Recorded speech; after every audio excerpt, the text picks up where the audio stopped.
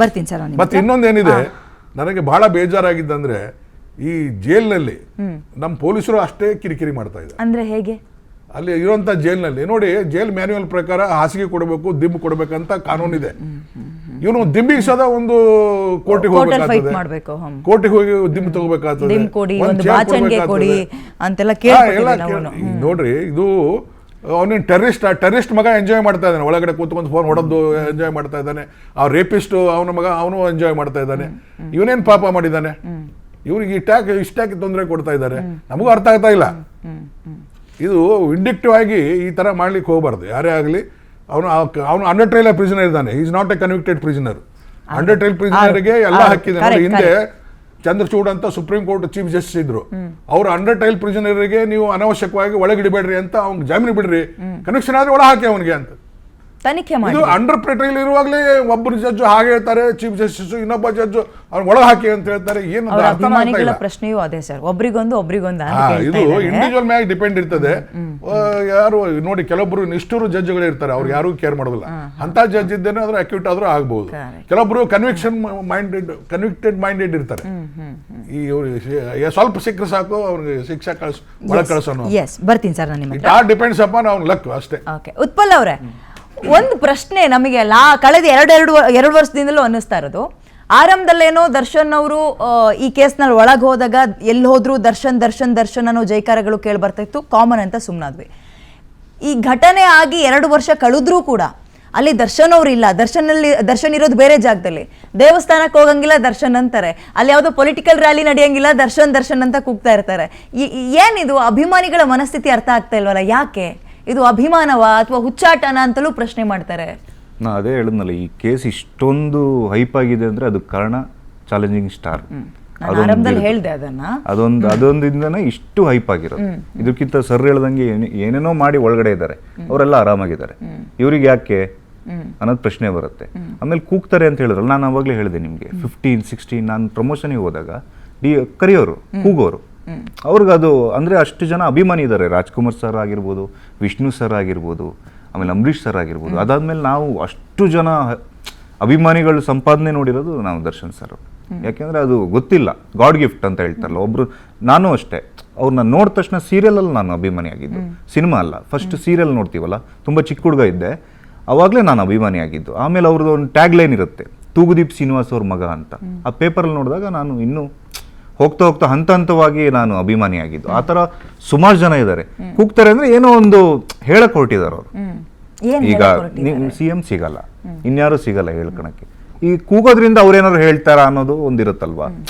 ಅಂಧಾಭಿಮಾನಿಗಳಿಗೆ ಏನು ಹೇಳಕ್ಕಾಗಲ್ಲ.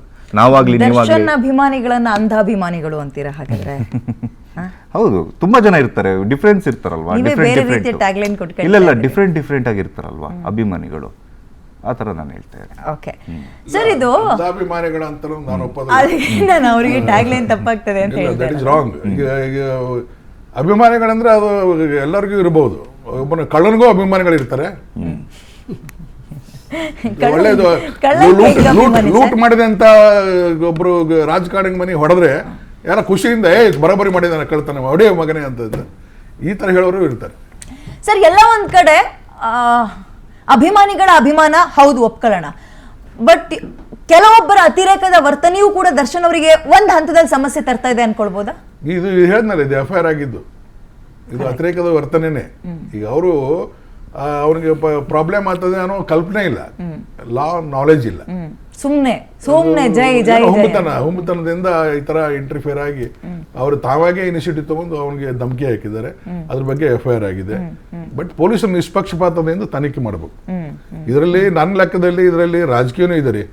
ಇದರಲ್ಲಿ ಅವನು ಒಳಗೆ ಹೋಗ್ಲಿಕ್ಕೆ ಬಿಡ್ಲಿಕ್ಕೆ ಬೇಲ್ ಸಿಗ್ಲಾರ್ದಕ್ಕೆ ರಾಜಕೀಯನೂ ಕಾರಣ ಇದೆ. ಪ್ಲಸ್ ಅದಕ್ಕೆ ಬೇರೆ ನಿಮ್ಮ ಮೀಡಿಯಾನು ಒಂದಿಷ್ಟು ಕಾರಣ ಇರಬಹುದು. ಏನ್ ಸರ್, ಮಾಧ್ಯಮಗಳು ದರ್ಶನ್ ಅವರು ಮತ್ತೆ 3 ತಿಂಗಳಿಂದ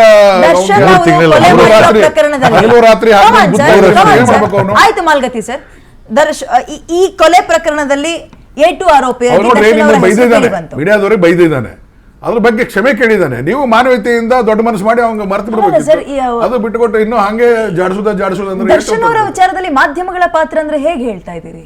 3 ತಿಂಗಳು ತನಕ ತೋರಿಸ್ತಾರ ಒಂದು ಮರ್ಡರ್ ಕೇಸ್. ಓಕೆ ಆಯ್ತು. ನಾನು ಆರಂಭದಲ್ಲಿ ಒಂದು ರಾತ್ರಿ ನಂಬರ್ಸ್ 24 ಕೊಟ್ಟೆ, ಮಲ್ಗತಿ ಸರ್ ಒಂದು ನಂಬರ್ಸ್ ಕೊಟ್ಟೆ. ಇಡೀ ದೇಶದಲ್ಲಿ ವರ್ಷಕ್ಕೆ ಮರ್ಡರ್ ಕೇಸ್ ಅಂತ ತಗೊಂಡಾಗ 28ರಿಂದ 29,000 ಅಂದಾಜು ರಫ್ಲಿ ನಾವು ಲೆಕ್ಕ ಕೊಡೋದಾದ್ರೆ. ಎಲ್ಲವನ್ನು ಯಾರು ಮಾತಾಡಲ್ಲ.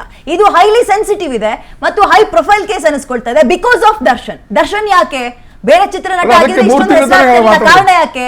ಅಪಾರ ಅಭಿಮಾನಿ ಬಳಗವನ್ನ ಹೊಂದಿದ್ದಾರೆ ಅನ್ನೋದು ಅವರು ಒಪ್ಕೊಳ್ತಾರೆ. ಹೋಗಿ ಬಂದು ಮಾಧ್ಯಮದವ್ರ ಮೇಲೆ ನೀವು ಬಿಟ್ ಮಾಡಿದ್ರೆ ಹೇಗೆ ಸರ್? ಇಲ್ಲ, ಆಗಿರುವ ಪ್ರತಿಯೊಂದನ್ನು ತೋರಿಸಿದೀವಿ ಅಲ್ವಾ ಸರ್? ಒಳ್ಳೇದಾದ್ರೂ ಆಗ್ಲಿ bet ಮತ್ತೊಂದಾದ್ರೂ ಮಾಡೋದಿಲ್ಲ, ಆಗ್ಲಿ. ಕಾರಣ ಇರ್ಬೋದು ಅಂದೆ ನಾನು.